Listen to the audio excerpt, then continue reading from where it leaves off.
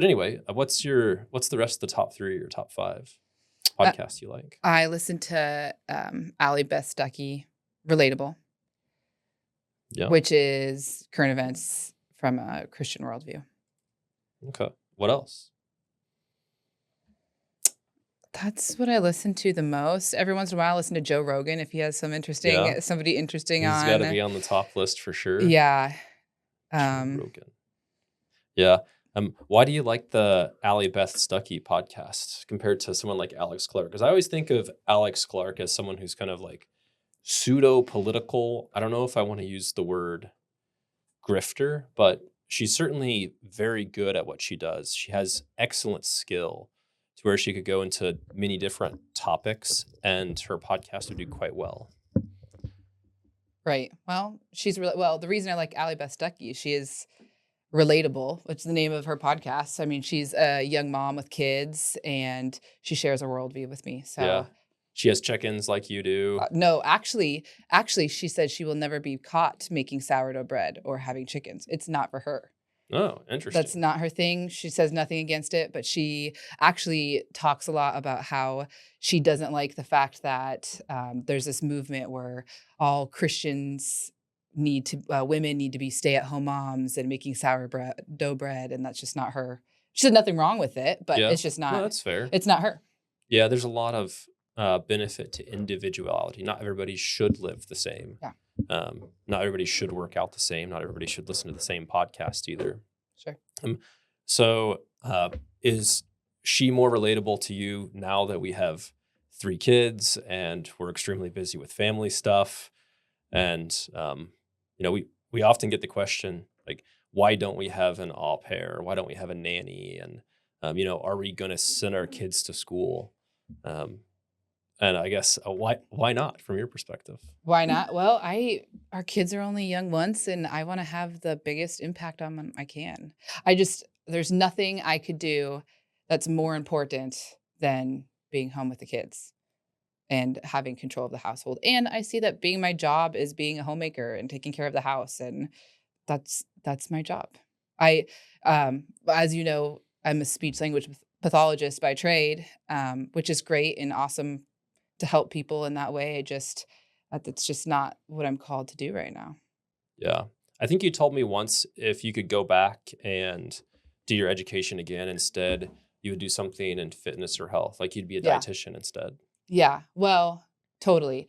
Going into college, I had a huge influence from my parents that I needed to have a job I'd for sure have a job. I needed to go into a field where I would for sure have a job on the other end.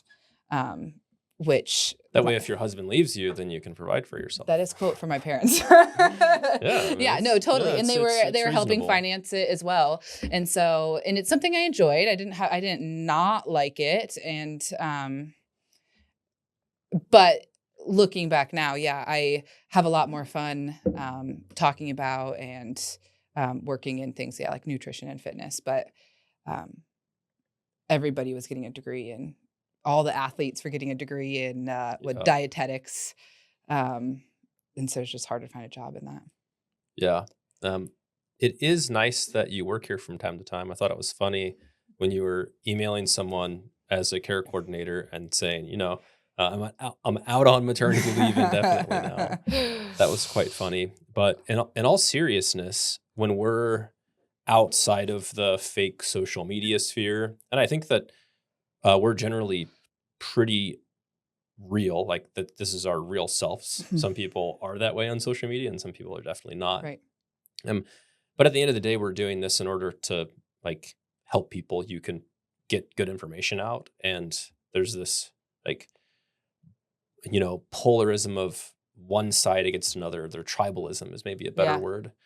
But I have noticed when we're out in the real world and we're just around, people generally don't ask me for advice on how to train or how to change your diet, but they always seem to ask you.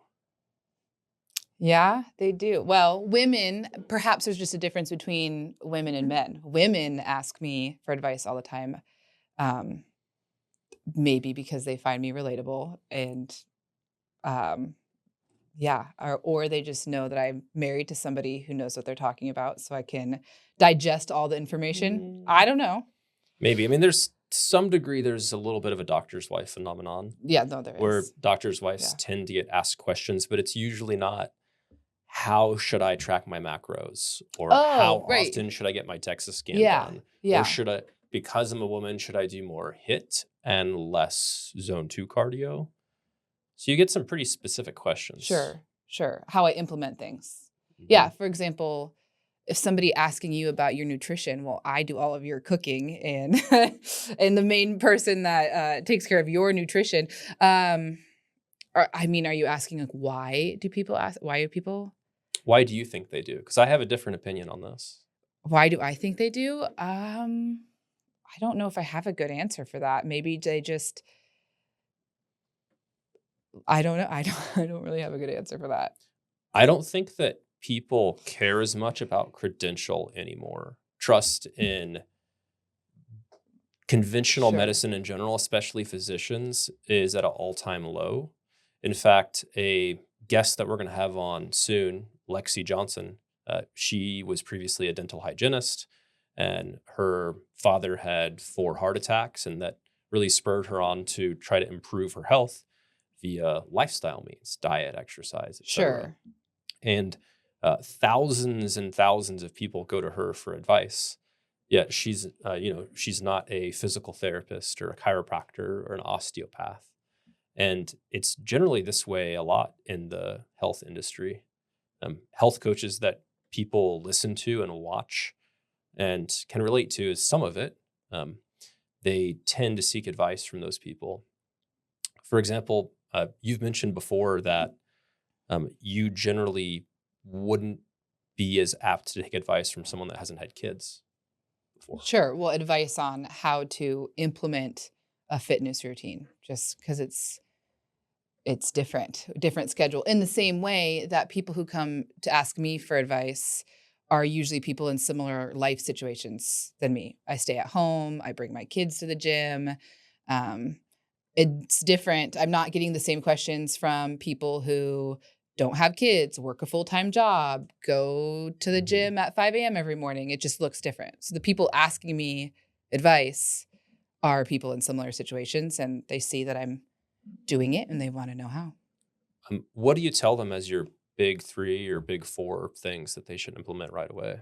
Somebody who is already into fitness or someone who just wants to be healthier or who am I Yeah, giving someone who's advice a to? little into A little fitness. into it. Yeah, not a lot. Maybe a little bit less than you were 5 years ago.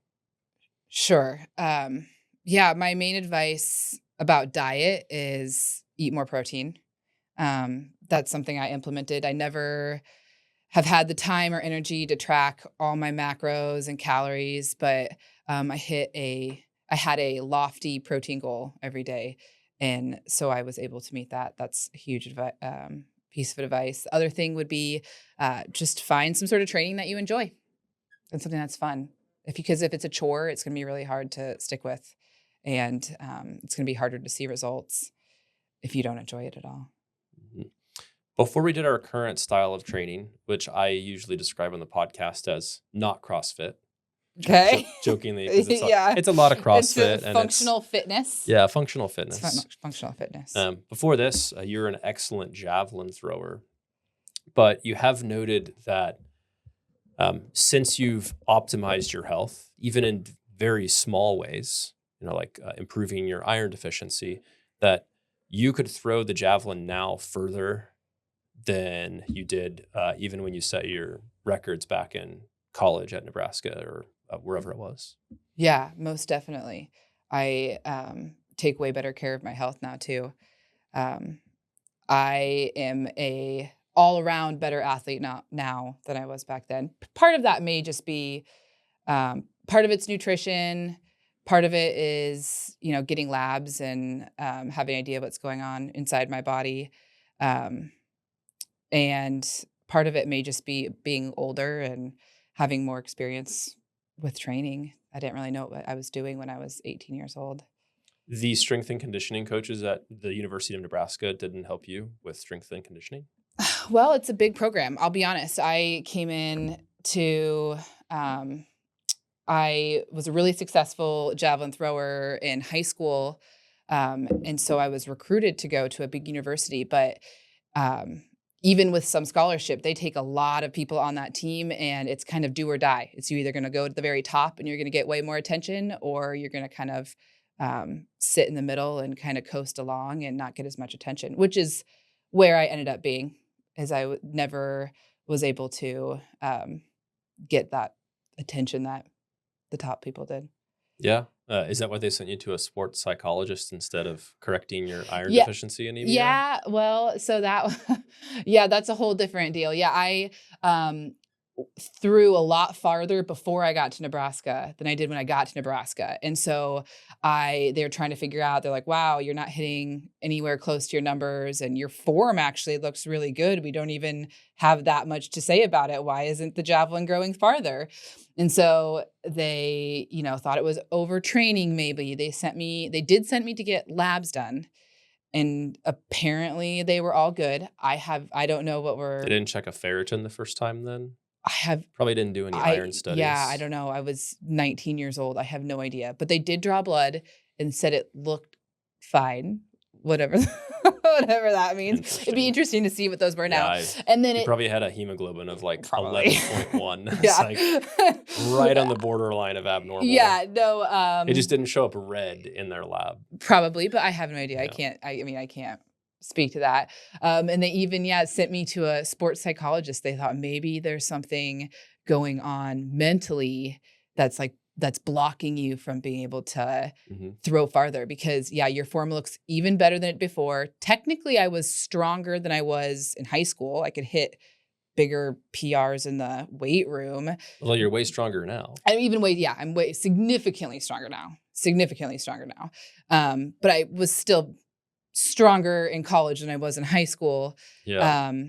And so they just couldn't figure out, why is it not going farther? And they never really did figure it out, which is fine. Yeah. Yeah. No surprise there. I did my 4 years and I retired after that, which Didn't they also tell you to eat as much peanut butter and calories as possible and basically dirty bulk up to, was it 200 or 210? no, I thought they I think wanted you to dirty you're bulk. mistaken on that. No, they did weigh us. Um, Did they do the bioimpedance test? Because when I was in college running, we had to squeeze the bioimpedance test thing. It was wildly inaccurate. to determine, Body fat percentage. they did the pinch tests. They did pinch tests and they Caliper tracked it. testing. Yeah. Wow. And that, again, I don't know if there's some athletes that they paid more attention to that.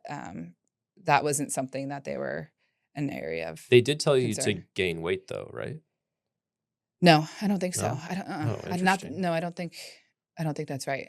Well, in a healthy way, that probably would have been good advice. I'm surprised that a track and field weight thrower or a football player would go through college, and I mean they're strength sports. And they probably should have told you to hit your macros to gain healthy lean body mass. Yeah, there was a bit of discussion on nutrition, but it was really basics. Like, this is what a protein is. This is what a carb is. hmm You need to fill your plate when you go to the training table with one green and one yellow. It was really kind Yeah. of watered down nutrition. What do you think your body fat percentage was in college? Oh, geez. I don't know. Mid-20s? Probably mid-20s. Mid 20s Yeah. on DEXA? No, that would be, I'm just guessing. That's not Oh, just like on an DEXA. actual body fat percentage? Yeah. Yeah. The That- DEXA is probably relatively accurate. Yeah, the bioimpedance tests that they had us do have got to be at least like 7%.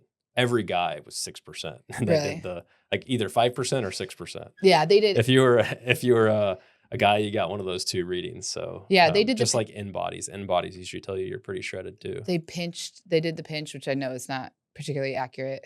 We did It- get it. It can be, It can but be. it's operator dependent. Yeah. So the kinesiology student that they had doing it, maybe if it was like a master's student, then it might have been pretty accurate. Yeah. But I would say I'm leaner now 3 months postpartum than I probably was in college, but I weigh more now than I did in college. Yeah. How much did you weigh in college versus now? In college, I teetered in like the 170s, 180s, I want to say. And now, I mean, postpartum, it changes every day. I don't know, 190s, 200, somewhere around there. Probably closer to 200 now. Yeah. Which is pretty similar to previous to pregnancy, just at a Yeah. slightly different body fat Yeah. percentage, Yeah. Yeah. arguably slightly healthier to be a higher body fat percentage during pregnancy. Sure. Yes. Yeah. Yeah. Because I mean, weight at the end of the day is just a number, and there can be a number of weight that it's unhealthy to be, but there can absolutely be females, 200 pounds, that are healthy. I think your pre-pregnancy DEXA was 17% body fat, 16. 16% body fat, which is something like 10% on an in-body for people who do like an Yeah. in-body or a bioimpedance test. Yeah. It's usually about the amount of congruence. And I weighed So 200 pounds. yeah, so there's definitely, so you could have been probably 220, 225 and been perfectly healthy. Yeah, sure. And with guys that just tend to have, tend to have even larger frames, I could probably weigh 250-ish and be healthy, Sure. but I generally don't get over 235 or 240. Yeah. It's important to note that I'm over 6 foot tall. And so, Yeah. But even if you're not as tall, body composition still sure. matters Yeah, a lot more. definitely. And I think one of the recurring things that you've told a lot of your friends or peers Mhm. is that they should go get DEXA scans. Oh, yeah. Because everybody has their weight goal. Yeah. And and males do this too, but why do females have a weight goal that is like what it was as a senior in high school? What is with that? I don't know. It's just it's an ideal. And I just don't think, maybe just people just don't know there's other ways to measure their body composition other than weight. I mean, I am a big advocate for getting a DEXA scan and getting just baseline. Even if you're not trying to do any sort of recomposition of your body, just having those numbers for when you're in your 20s and 30s, when you're 60, it'd be great to know what your bone density was and Yep. what your body fat percentage looked like then. Or if you have some sort of health condition come up, it'd just be great to know. Yep. It's worth the time and money, I think. You've obviously had 3 pregnancies, 3 healthy children, and 3 breastfeedings in the past almost 6 years now. Yeah. But in the past 5 years, that is a lot of body composition changes and tracking and protein in this and making sure your folate's fine and making sure your ferritin's fine and your vitamin D and everything else.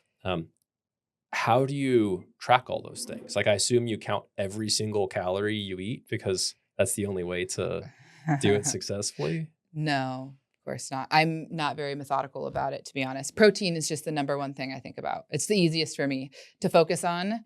And I don't even exactly track my protein. I track snacks, breakfast, and lunch, and then dinner. It's too complicated to weigh out exactly how much one serving is. And you used to when you did a half marathon, though, right? yeah, before I had kids, I was single without any kids. I would measure every blueberry I had, and it developed maybe an unhealthy relationship with food. Nothing crazy, but you just get so obsessed with how many calories do I have left today, and what can I fit in those calories, and you start to get a little neurotic about it. At least I do. Where protein's way easier. Maybe a little bit orthorexic. I've probably been that way too. Yeah, I mean, sure, you could say that. Nothing, I don't know, like a clinical diagnosis. It's nothing that impacted me. Hasn't everyone been like that at some point of their life, though? Probably, yeah. Probably, yeah. I would think so.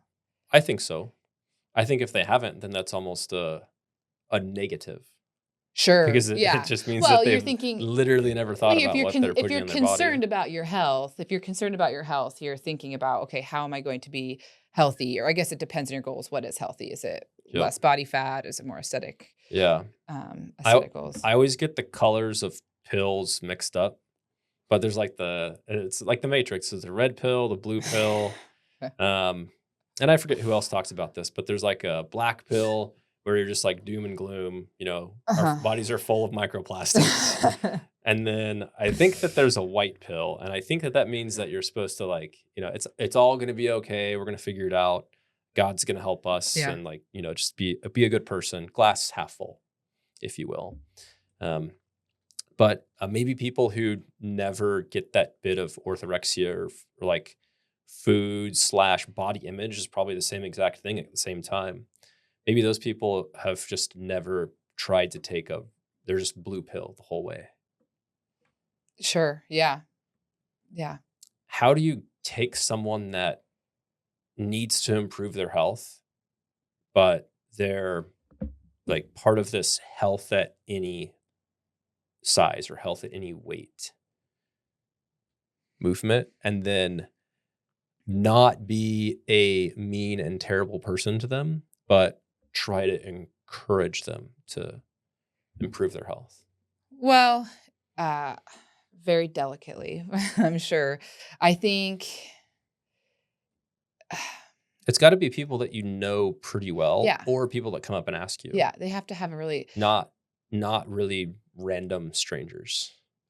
absolutely, yeah. Yep. You would have to have a good relationship with them, and everybody's gonna take in information differently depending on their personality. If you're, bringing up studies, that could go well or it could go horribly Hmm. depending on who you're talking to.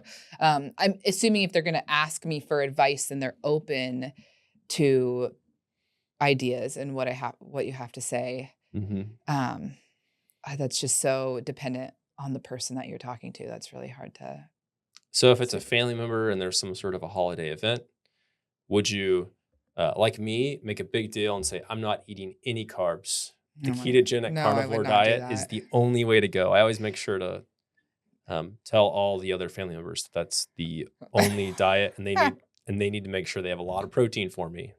Otherwise, it's not cool. Um, but yeah, I mean, it can make a big difference, but it almost becomes a political discussion, for lack of a better word. Yeah, people are sensitive about it. Yep. I mean, if you're trying to encourage someone that you already have a good relationship with or family member, um, to make better choices, I'm just giving general suggestions is what I would do. You can't change somebody's mind Hmm. for them. If they don't want to change, they're not going to change. But you can give them easier options talking about or what I've done. For example, I have a huge sweet tooth, and if I'm going to have a dessert or something sweet in general, I'm going to pair it up with protein. Like so, What are your just go-tos? Greek yogurt. It's the easiest one and it pairs well with sweets pretty well. Ninja Creamy. Oh yeah, a Ninja Creamy. So yeah, same idea. Ninja Creamy, Greek yogurt. But if I'm going to have something sweet, even if I just Hmm. want to have something sweet on its own, first I'm going to eat 20 grams of protein Hmm. and then I'm going to eat something sweet, and I'll still enjoy it just as much. But giving suggestions like that, that if somebody does want to change and does want to take that advice, it can help them. But if they don't want to change, they're not going to change. They're not going to. So if I ask you, I want to be jacked and lean like you, but I don't like fruit with cottage cheese. Okay. Then if I force the cottage cheese down the hatch like you do, should it be high fat or zero fat? I would say it probably doesn't matter. Well, I guess if you're really forcing it down. I'm not It's more sure. calories if it's I has the guess. fat. Sure. Is that what you're trying to get in? I don't No, even. you don't always eat zero No, fat I eat whatever I have. yogurts. Yep. Yeah. And I have small children around, and so I like to feed them full fat dairy. So Yeah, I just or eat that. triple cream yogurt. That's Yeah. fun. That's fun to feed them too. Still get the protein.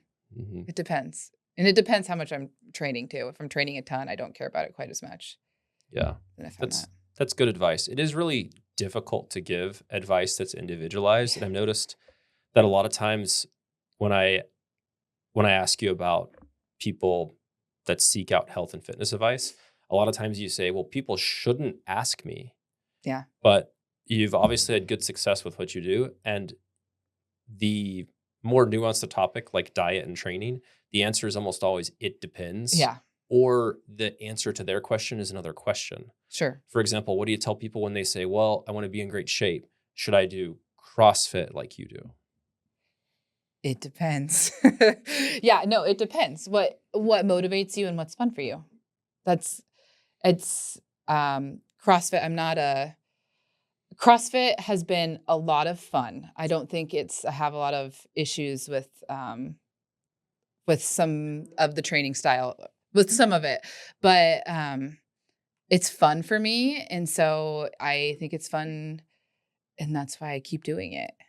But if you don't think it's fun and you think it's miserable, then don't do it. It's not. You can find something that's going to work for you.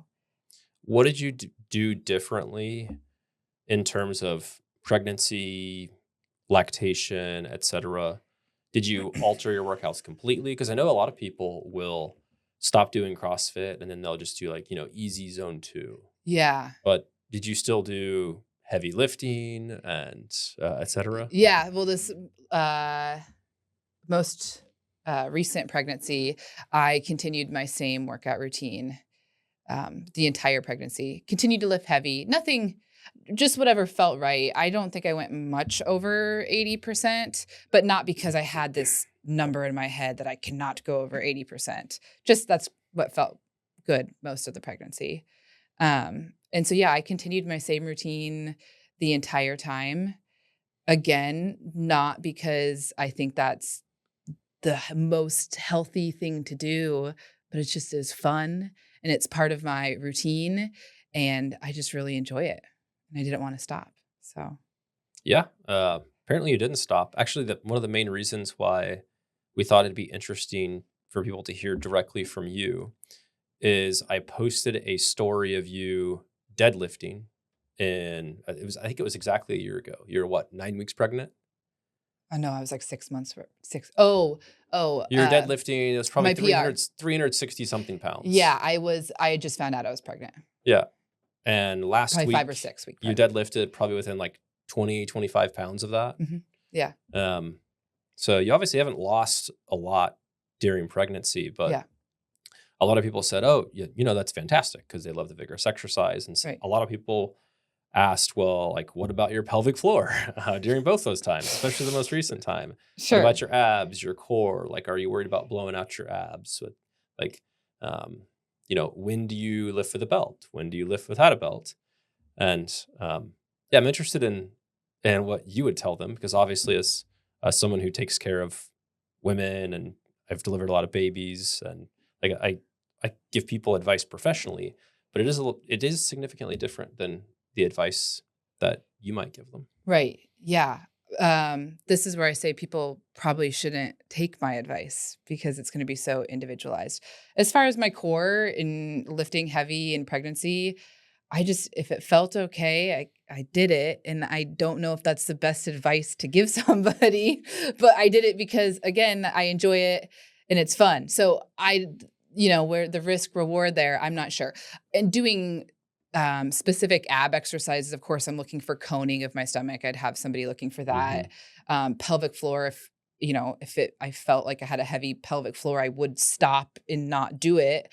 But I just am not somebody who is really methodical about doing things to prevent injury. I just kind of do what I enjoy doing, and Hmm. if it doesn't feel good, I stop. When did you start lifting heavy after uh, this last child?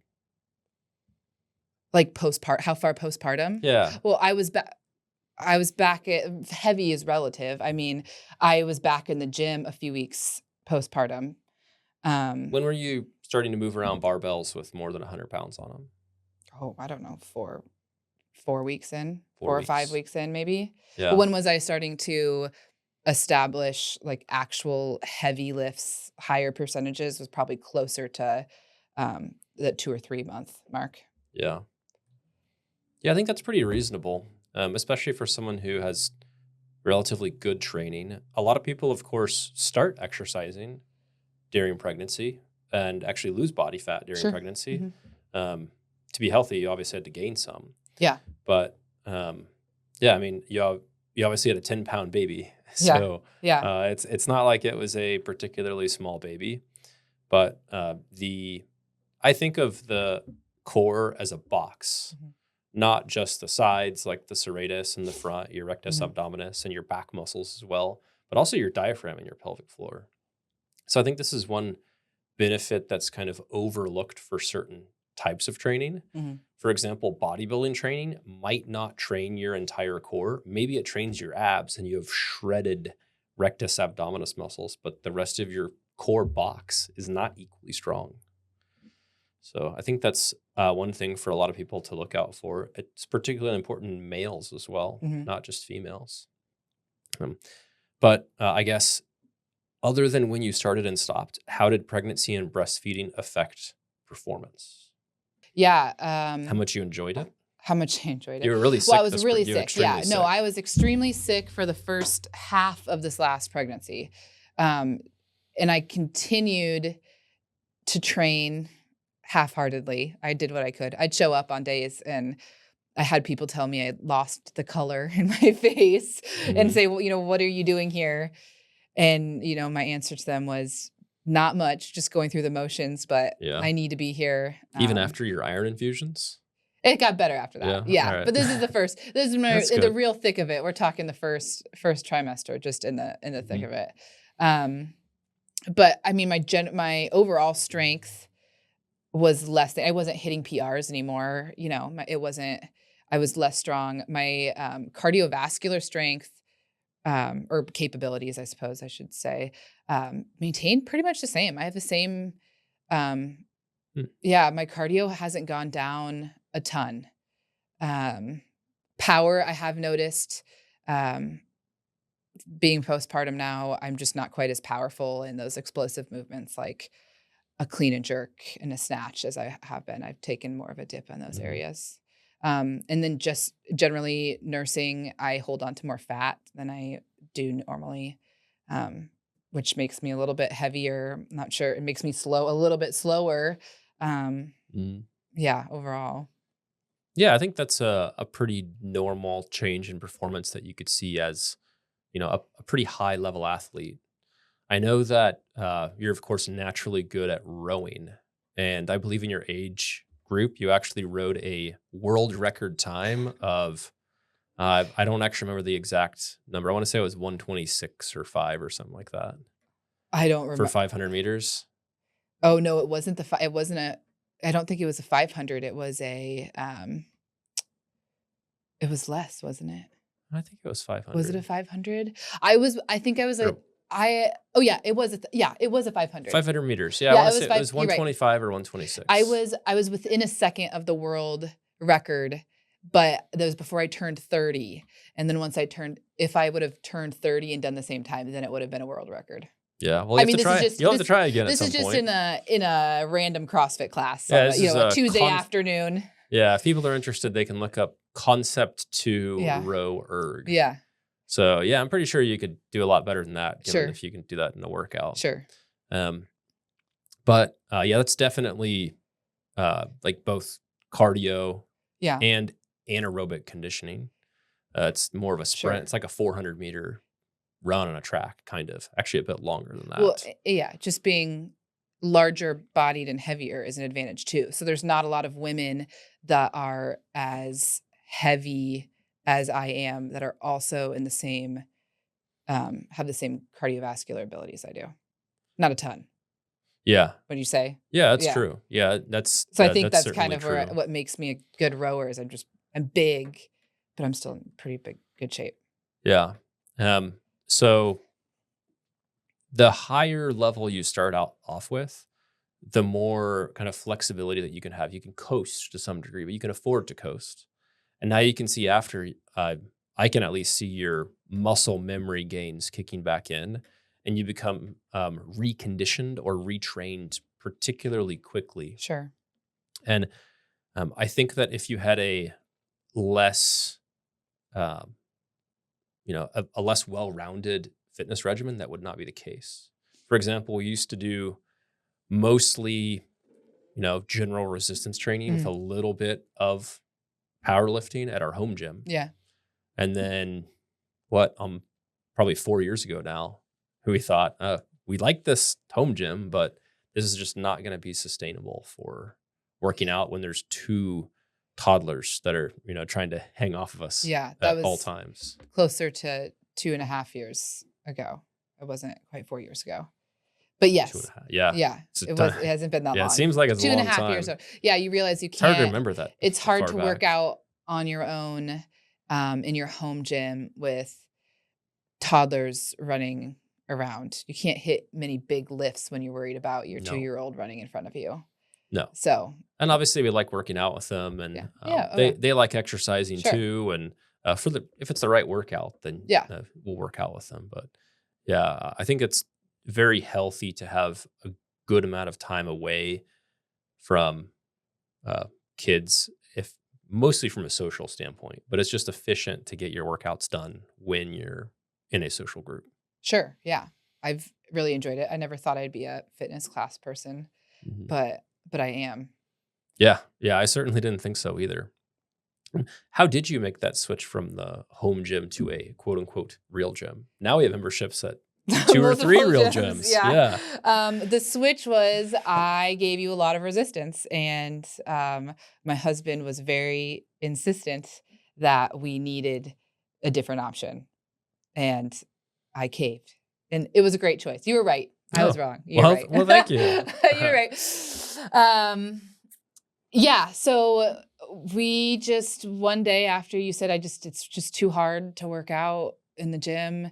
We're gonna, we don't have to worry about anyone getting hurt, and we want to get a good exercise in. We just joined a big box gym, and we actually, well, for me, we had a free personal training class or personal training session Hmm. when we joined our big box gym. Um, and I met with one of the trainers, and I was kind of telling him what I was doing. And Yep. um, on paper, everything was right. This much zone 2 and resistance training. He's like, "Oh, you should try this strength class. Hmm. You should try it." And so he took me over and introduced me to the coach of that, and he said she's going to try it next week. And then I had to try it because the coach was there and was like, "Okay, I'll see you on Monday." And so I showed up, and I really enjoyed it and did it for, I don't know, maybe a month before you were like, what are you doing? Well, I want to do it too." And you kind of, Yeah. yeah. And it's been great that we can do it together. We actually, one of the things I love about, either the group fitness classes or what do you call it? Not CrossFit, or doing CrossFit, whatever we're Not doing, CrossFit. not CrossFit. What I like about not CrossFit is that, it's been a fun thing that we can do together, because you wake up at 5 or 6 in the morning and go to class. I go at 8 or 9, but we're doing the same workout. So we can come home at dinner and talk about it, and, what'd you do on this, or how are you going to get better on this skill? And it's been a fun way that we can do something together besides raising our kids Yeah. without fitting that into a schedule. We're not spending the time together because, life is crazy, but we can still, Yeah. It would be very easy to have nothing in common except sure. raising kids together, Yeah, which I which think is sad. is So, sad and dangerous. yeah. Unsurprisingly, we have many hobbies that we do not share in common. So, No, I mean, I it's feel nice to like, have some crossover. yeah, I feel like pretty much everyone is like that. But yeah, I was at Stormy's 6 a.m. class this morning, and we are going to have him on the podcast at one point as well. So, Okay, that'll be looking fun. looking forward to that. I've never really spoken with him about um, his candid thoughts or experience with either one of us joining. Oh no. And I could kind of expect some of his answers or whatnot. So don't ask him, because Okay, it'll okay. ruin his first impression on the podcast. But that is kind of nice. But in terms of what you're looking forward to in the future, are you um, are you looking to continue this indefinitely, or as our kids are older, do you think that our preferences will change? Because our preferences of a lot of things certainly change, but we've certainly had the conversation. Well, how does our fitness and workouts look when or if we homeschool the Sure. kids, or if they go to a co-op, or they go to a wilderness play school now? And then there's all these options. There's apogee schools. There's unschooling. Sure. There's Montessori model schools. There's private schools. There's actually very, very good public schools in our area as Yeah. well. So Yeah. um, I mean, these are things that we've talked about, but we also get questions about it. And at least what I answer is, I'm not sure, but here's a whole bunch of pros and cons about all of these different options. Yeah. Are we talking about educating our kids or fitness? Uh, uh, either one, I Either guess. one. Yeah, whatever's more interesting. I as far as how we're gonna work out indefinitely as our kids get older, maintaining the same routine. I don't know. It changes where our kids are so young. It changes. It seems every day is different. And I have no way of really predicting what's going to come next as far Yeah. as like how we're going to. Um, I thought the other day when I was traveling and I shot some hoops for just a couple seconds, and I used to play a ton of yeah. basketball, as like I called it my old guy church league basketball, Yeah. With myself included the as an old carpet guy. floors. Yes, the carpet floor church league basketball, and obviously I really enjoyed Yeah. doing that. And we used to play basketball together Yeah. quite a bit, Yeah. and volleyball. We used to play a Ton. ton of sand volleyball, which we really enjoyed. And we haven't really done any of that in almost 3 years. Yeah. So I thought to myself, if one of our kids really likes a sport like basketball or soccer or volleyball, I think I would start playing again, Yeah. just so that I could have fun, play it as Sure. a sport. The way that I see that question is, a lot of people are kind of hyper competitive. If you look at either one of our Instagrams, we don't really post about, doing a CrossFit competition, which we have on Friday and Saturday. Yeah. Mm-hmm. Or we don't really post about like whatever we do unless somebody else happens to be posting with us. But for some reason, all of those posts do amazing for interaction. There's Mhm. tons of comments. The algorithm loves it. And I think it's because people are just genuinely interested. But at the same time, it just feels super cringe to be like, I'm a professional athlete. And at least CrossFitters, like every one of them kind of acts like a professional athlete, if that makes Right. sense. And we're all If you- just really mediocre. Yeah. It's like, how do you know that someone does CrossFit? It's like, oh, don't worry, they'll tell you. Yeah. Just look at their Instagram. It's full of it. Yeah. But it's fun. I don't think that's necessarily a bad thing. But at least speaking for myself, I'm 4-something years older than you. I'm at least too old to be hyper competitive about that stuff. I just want to Sure. try hard. I will never, to be clear, I will never be really good at CrossFit. I mean, I'm over 6 foot tall. There's a lot of gymnastics. I blame my levers too. Okay. My arms are too Yeah, long. you're never gonna be that great, Yeah. great either. But it's just fun. It's just learning new skills. I'm driven by the chasing after something that I've never been able to do before. Whether that's even just getting back in the gym after our second baby, just like strict pull-ups. That's something in college that I tried for years to work on getting a strict pull-up. I could never get a strict pull-up. Here I was a D1 athlete that could not do a strict pull-up. Yeah, just blame your long arms. But you're good at them now. Yeah, yeah. And then, just chasing after that, like getting into, I used to think I will just never be able to do it. I'm just too big. I'm too heavy. And then getting into the position where it's like, well, if you want to start doing some of the kipping, which that's a whole nother thing, you kipping pull-ups and stuff, you have to be able to do strict first. So it's like, well, I'm going to do it. So I set my mind to it, and 3 or 4 days a week, I'm practicing my strict pull-ups, and then all of a sudden they start coming quicker. I don't remember the timeline, but year and a half ago or whenever it was, maybe almost 2 years ago at this point. It doesn't matter when it was, but I remember you got your first kipping muscle up. You were super happy. I was like, well, I haven't really tried these, but man, if Maddie's doing this, I should probably try one to make sure I could do it. You started worrying. You're like, yeah, I don't want you to leave me behind. So I bought my grip so I could hang onto the bar really easy, because I was terrified. It's like 230. I might have weighed 235 at the time. And, the nice big kip, and then I got several of them, and I was like, all right, this is fine. But I was terrified, and I pretty much just did it because you did it. Yeah, same. I remember learning double. Someone asked me, she was like, someone said, hey, I saw that Maddie got her muscle ups. So are you going to do them? I was like, oh, well, I guess I have to now. So I did. And all the skills have been fun to learn. I just remember that I think Cameron and James came. Uh, Cameron's our media guy over here, but I remember you guys did several. I think you guys did strict muscle ups too. Yeah, never tried one before, but just did several strict muscle ups. So, um, yeah. So Well, there is some advantage to being, in your early to mid 20s, like Cameron and James, and then just being relatively fit. yeah, sure. Yeah, but they're only like, actually, they're probably about your height too. I'm a little taller. Yeah. Anyways, I'm not sure where I'm going with that, but it's No. basically just like Dr. Tommy Wood says, it's fun to learn new skills, Yeah.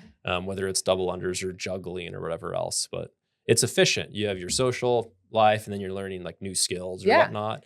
Then you're learning how to love fitness too, because I have a lot of patients that like they want to be jacked, huge muscles, Mhm. shredded, Yeah. look great, Yeah.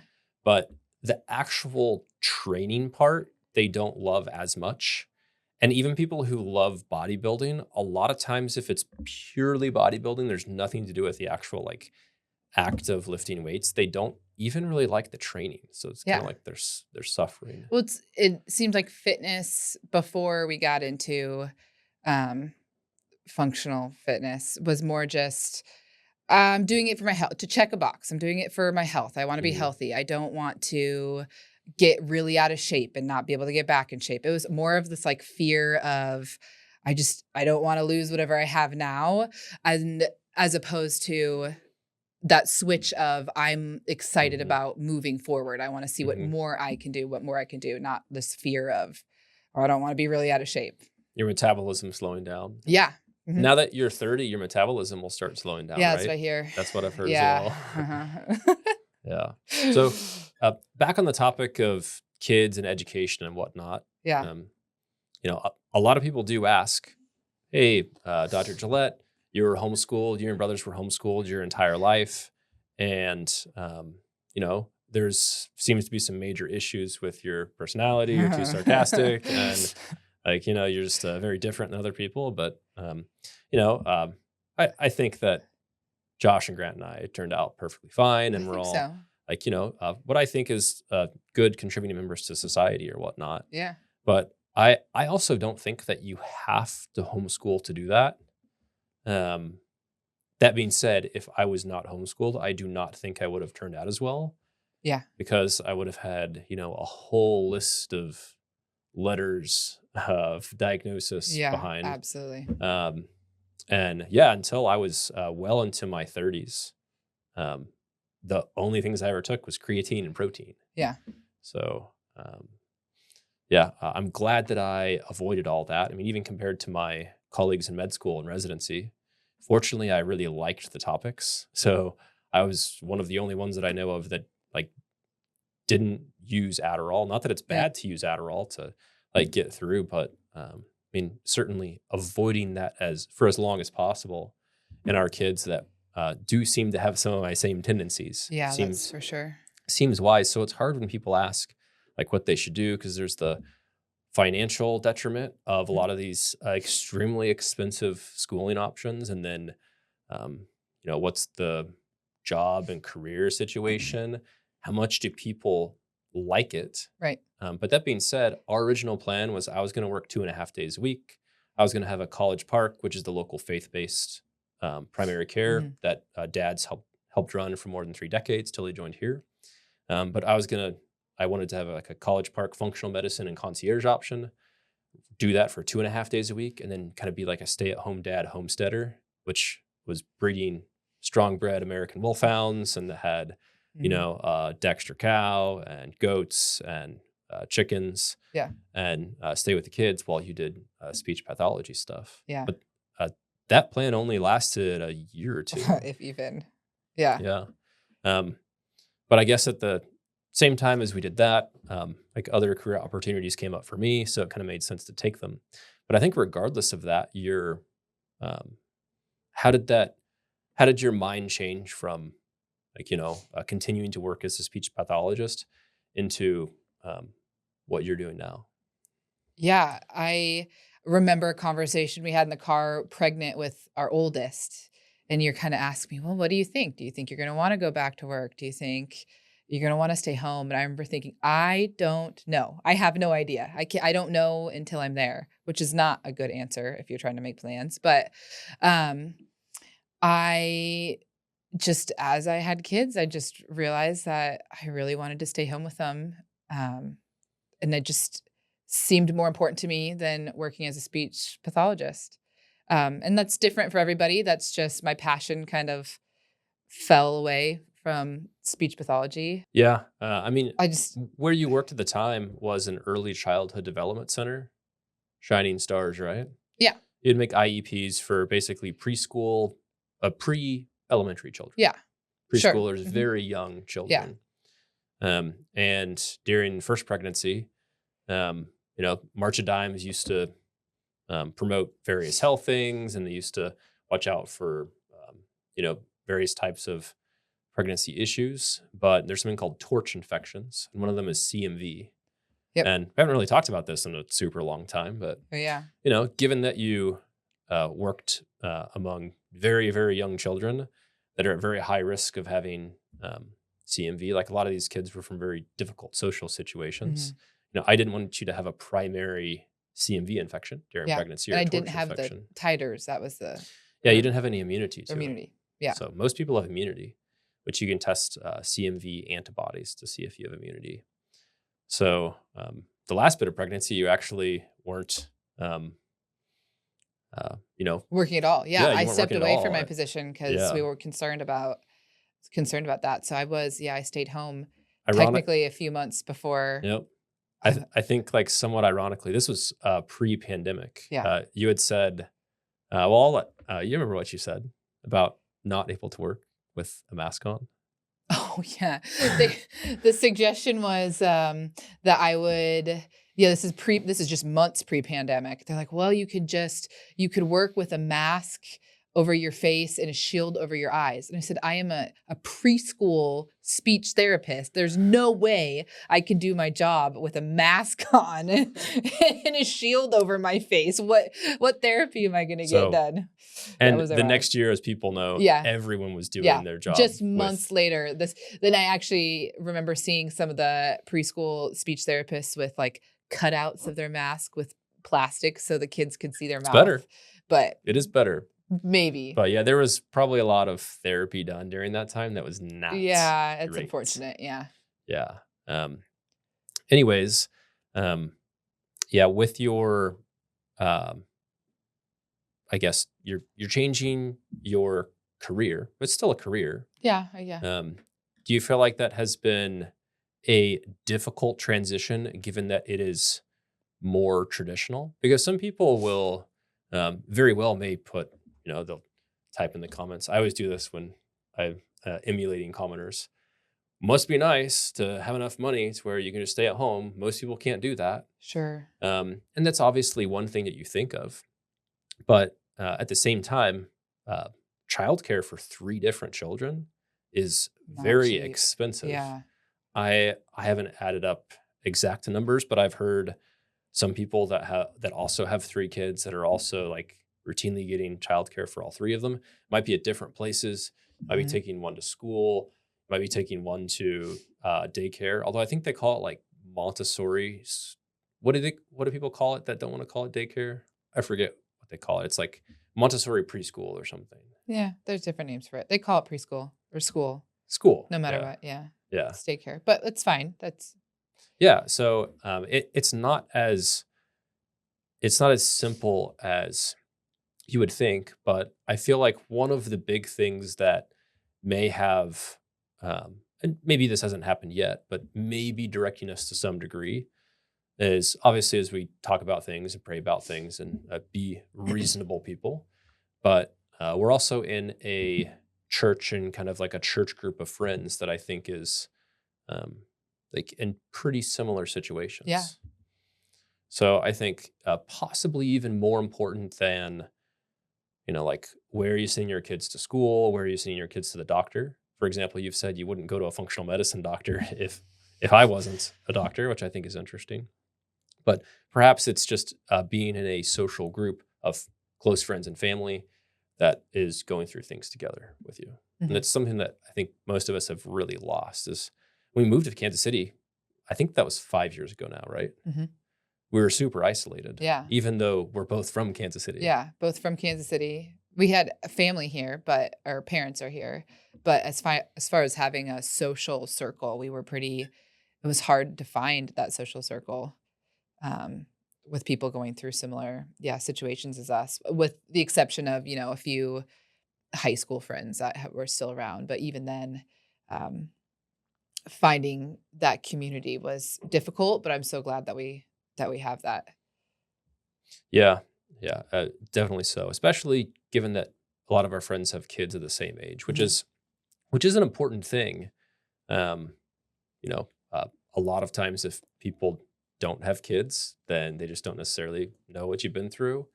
If you're not a veteran that's been overseas, you don't necessarily know what like other veterans have been through. So I Sure. think that maybe it's a little bit hardcore of an analogy, but there is Yeah. truth to it. Sure. Mhm. Um, with with your comment about not going to a functional medicine clinic if I wasn't a doctor, Mhm. is there a reason why you wouldn't? Because I know that you're also not extremely trusting of conventional medicine Mhm. either. Um, what would you be looking out for? Yeah, to be honest, it's hard to put myself in that position because I've been married to you for 7.5 years, and we've always, um since we've had kids, I've always been able to go to you for advice. I would I can't really say what I would do. I probably would avoid I would I can't answer I can't answer that question. You would probably not go to the doctor at all, Yeah, but I would be at risk of not going to the doctor at all, but I would probably go to a, conventional doctor and just take everything that they said with a grain of salt. I don't know. yeah, it's a tough question. Yeah, and I just can't put myself because who I was 8 years ago or 6 years ago Hmm. before kids is so much different than now, and, Hmm. um, yeah, it's hard to even wrap my mind around that. Outside of asking me questions, how do you get your health advice? That's where I get most of it. Health or Google, fitness? Google, yeah, Chat GPT? yeah, I'll Google things. I don't take everything you say and just run with it. I have to do my own Google research first, or I'll do the Google research first and then come get to see what your opinion on Fun. is on it. I Yeah. think you can usually tell when I've gone down a Google rabbit hole. Yeah. No, I think it's perfectly fine to Google things. I think one of the main frustrations that a lot of conventional and functional medicine physicians have when patients have all these questions, and the patients that listen to the podcast know that I usually uh, dictate my answers to Mackenzie. Sometimes I type them out. Uh-huh. Mackenzie is my main nurse, of Uh-huh. course, and she paraphrases them verbatim or not verbatim the Mhm. best that she can.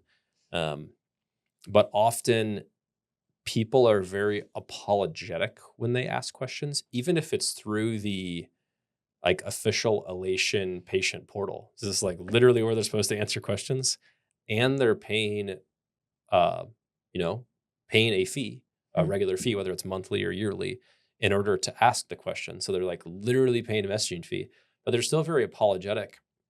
And I think that's because in conventional medicine and functional medicine, you're paying per visit, and it's Mhm. almost like you're paying for a script. Like you go Right. there, and if you don't get an antibiotic script, you're ripped off. You go to a Right. functional medicine clinic, you don't get like a detox or a gut cleanse or IV metal chelation or Lyme disease treatment, then you're ripped off. Sure.